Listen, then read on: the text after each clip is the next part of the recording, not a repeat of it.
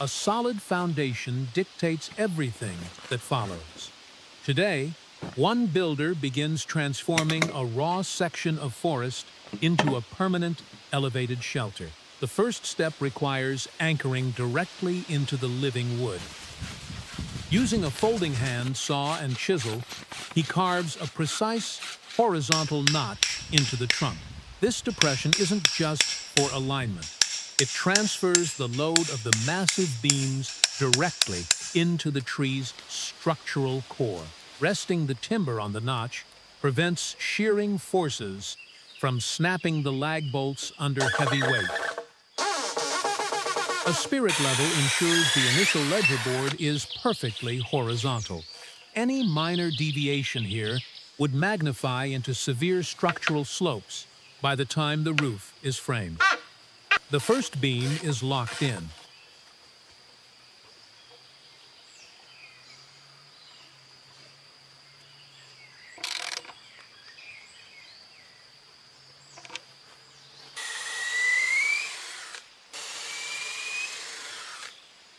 With the primary ledger board secured, the weight distribution must be addressed. A single horizontal beam extending outward creates a massive lever, putting immense strain on the bolts. To counteract this, the builder fashions a diagonal support bracket. Triangulating the structure shifts the downward force of the cantilevered platform back against the trunk as compression. Wood is exceptionally strong under compressive loads. Heavy structural screws pull the joints tight, locking the geometry in place. The resulting bracket creates a rigid corbel, capable of supporting thousands of pounds of dead load.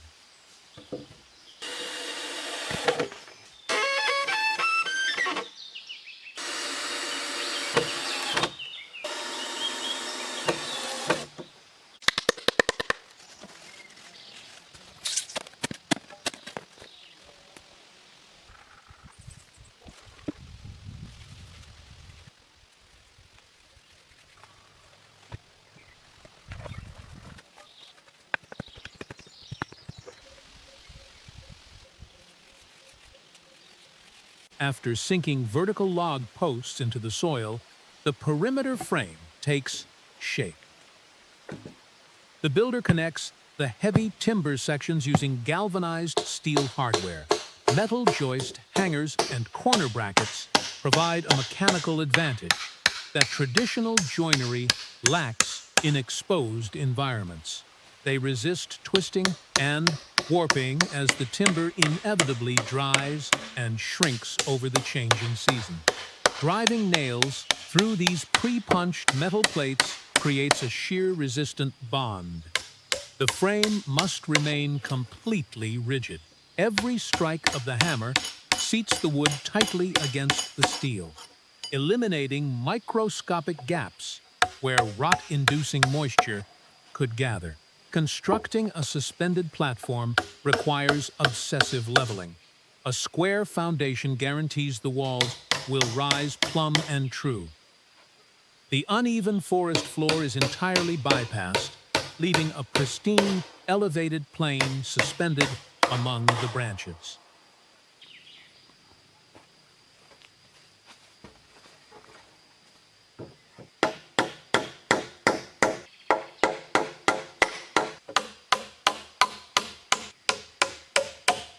The open void of the perimeter frame must now be bridged. Parallel floor joists are installed at standard intervals to support the eventual decking. Spacing these beams correctly is crucial to prevent the floor from sagging or bouncing underfoot. Too far apart, and the deck boards will flex. Too close, and material is wasted. By sinking long fasteners through the rim joist directly into the grain of the interior supports, the builder creates a unified grid. This lattice transfers live loads, like human weight and moving furniture, evenly across the entire substructure. Working over the edge requires steady balance and a sharp hand saw. A crosscut saw severs the wood fibers cleanly, preventing splintering at the edges. The rhythm of the work settles into a steady, methodical pace. Even the resident Doberman recognizes the shift from heavy excavation to the quiet, predictable cadence of carpentry. The skeleton of the floor is complete.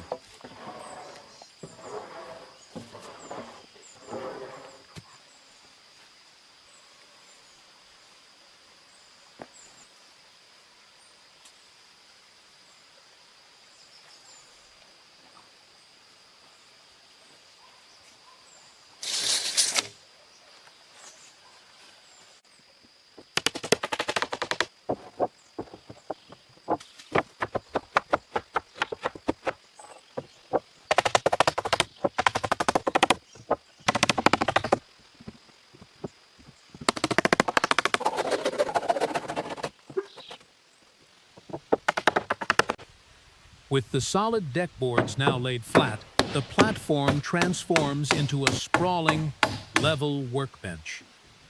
Having a clean staging area accelerates the framing process significantly. The lumber for the wall skeleton is hauled up and staged near the assembly zones.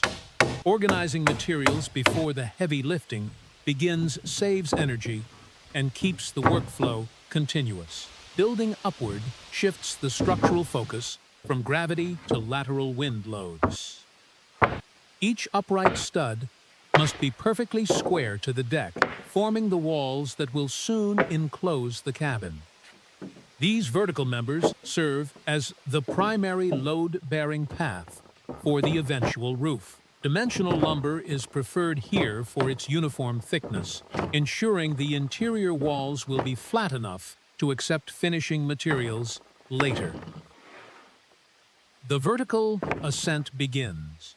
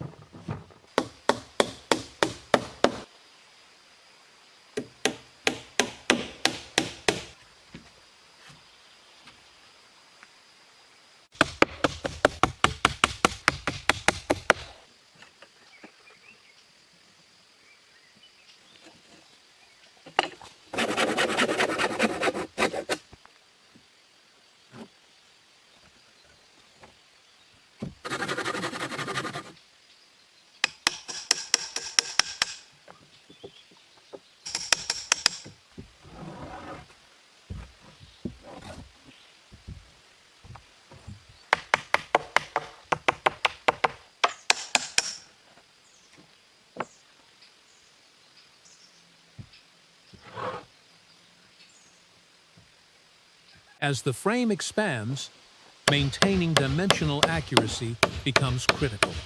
A small wooden block serves as a standardized spacer, guaranteeing identical gaps between the uprights without repeatedly relying on a measuring tape. This simple jig prevents the gradual accumulation of minor errors, known as tolerance stack-up. Stepping back allows the builder to verify the alignment visually before sinking the structural nails. Once the timber is hammered home, the friction fit of the driven steel makes adjustments nearly impossible. Accuracy now dictates the integrity of the roof later.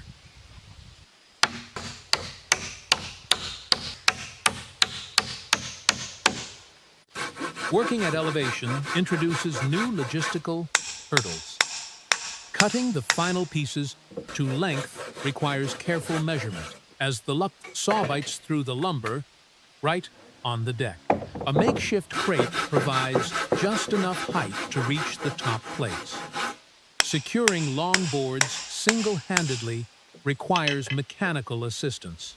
A heavy-duty clamp acts as a temporary second set of hands, holding the timber firmly against the upright while the fasteners are driven. This prevents the board from shifting out of plumb as the hammer strikes. The top plate is the critical horizontal tie that binds the individual wall studs together. It acts as a continuous belt, distributing the downward forces evenly across all the vertical members below. Without this binding layer, the walls would simply splay outward under heavy loads. The skeletal cube reaches its final height.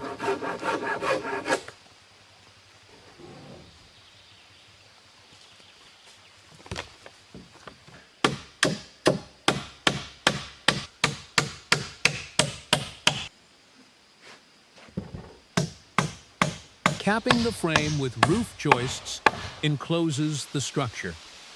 These overhead beams must span the entire width of the cabin without intermediate support. A metal tape measure is pulled taut, ensuring the spans remain identical from end to end.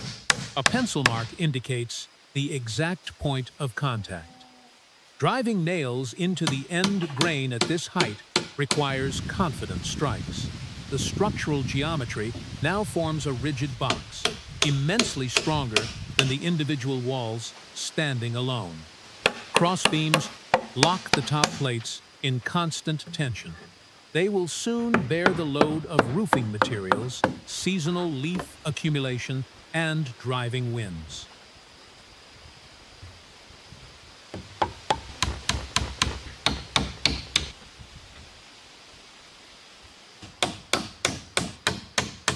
Woodcraft demands immense physical output, making calculated rest periods just as vital as the labor itself. A small fire of dry forest kindling provides an immediate source of heat. Boiling water directly over open flames is an exercise in resourcefulness, utilizing the scrap wood generated by the build. The Doberman stands guard, an ever-present companion in the quiet isolation of the woods. Moments like this recalibrate the mind, a brief pause to appreciate the standing framework before the heavy exterior work begins.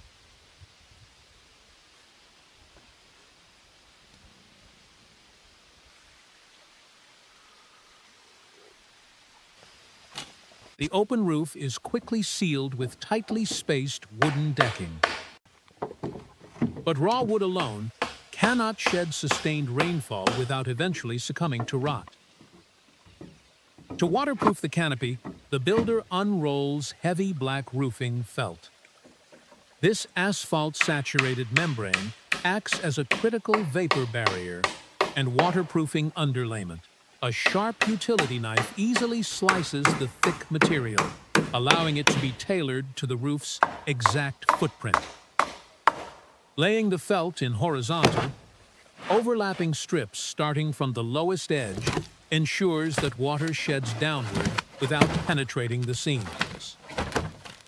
Fastening it down requires roofing tacks with wide heads, which prevent the heavy paper from tearing under high winds.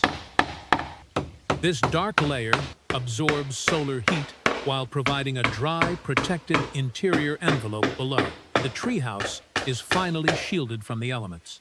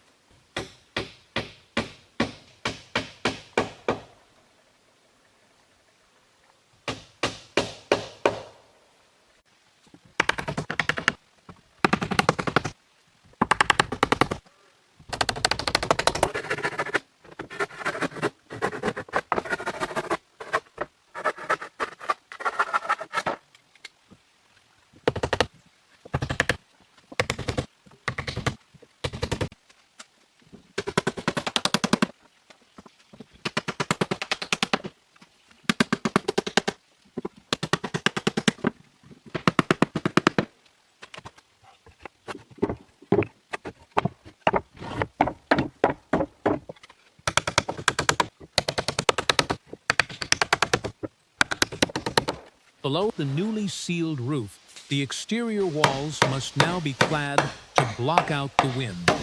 The builder reinforces the lower base, adding supplemental cross-bracing to handle the additional weight of the heavy siding.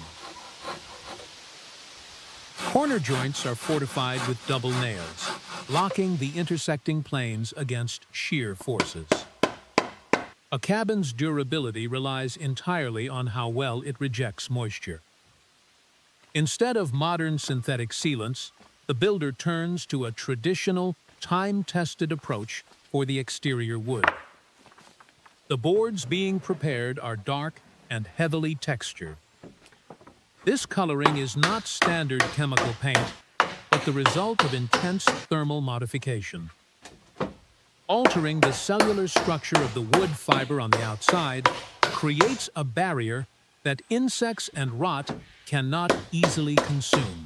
It is a method that hardens the timber while simultaneously giving it a striking visual identity. The stark aesthetic will soon define the entire cabin profile against the green forest backdrop.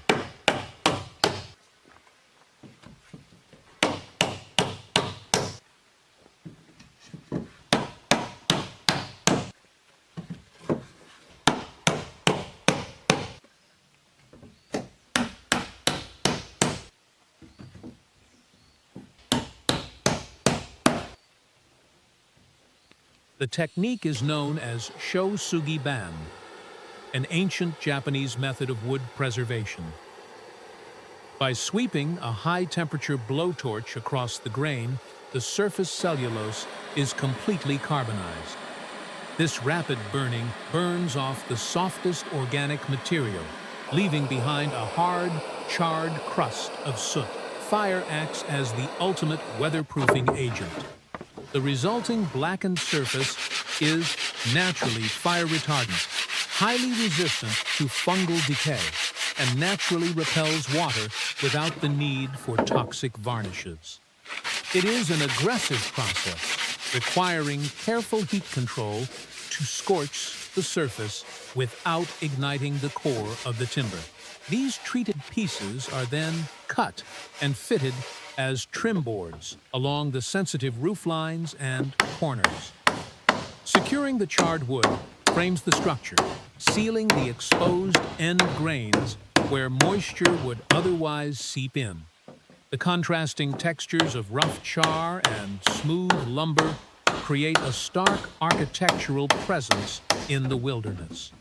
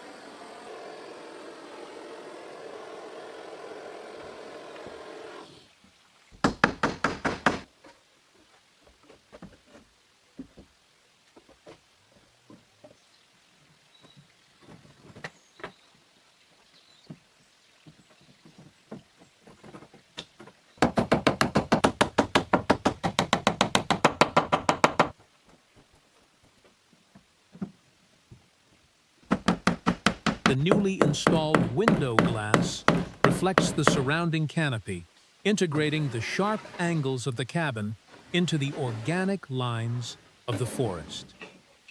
With the walls enclosed, natural light becomes a controlled resource. The heavy glass panes require secure anchoring to withstand wind pressure and structural settling. Attention turns back to the deck floor for the final hardware prep.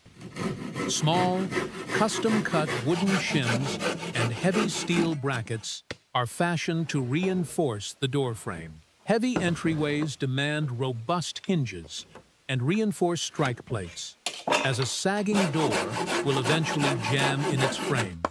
Every bracket hammered home adds another layer of permanence.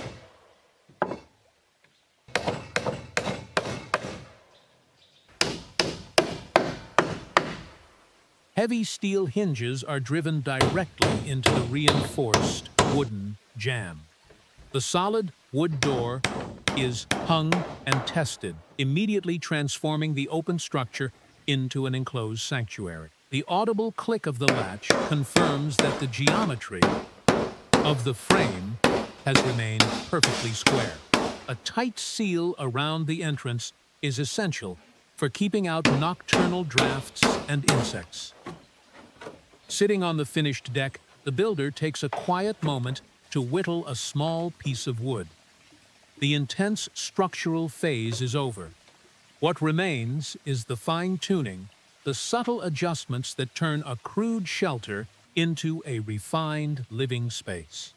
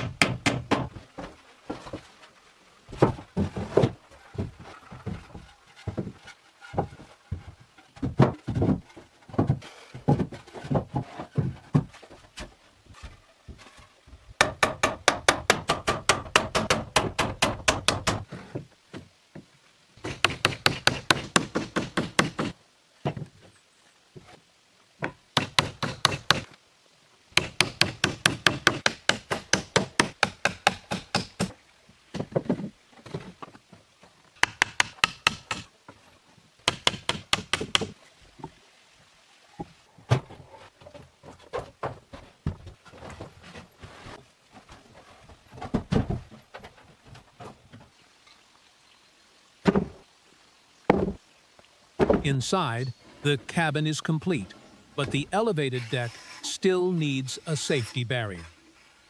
Raw timber harvested directly from the site provides the perfect material. Using a draw knife, the builder strips the outer bark to expose the dense, rot-resistant heartwood underneath. Leaving the bark on would invite moisture retention and insect nesting. A sharp hatchet quickly shapes the bases of the logs, chamfering the edges so they sit flush against the decking. These vertical posts will anchor the entire railing system.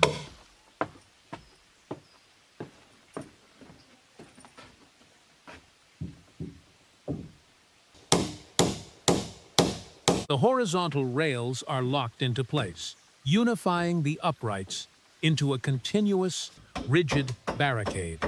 It offers security without obstructing the panoramic forest views. With the heavy lifting done, the final decorative touches are applied. A small, perfectly round disc of wood is carved and mounted to the exposed roof peak. This simple element covers the vulnerable end grain of the ridge beam, shielding it from direct rainfall. In traditional cabin architecture, these small details serve a dual purpose, protecting the structure while signing the craftsman's work. The build is finished.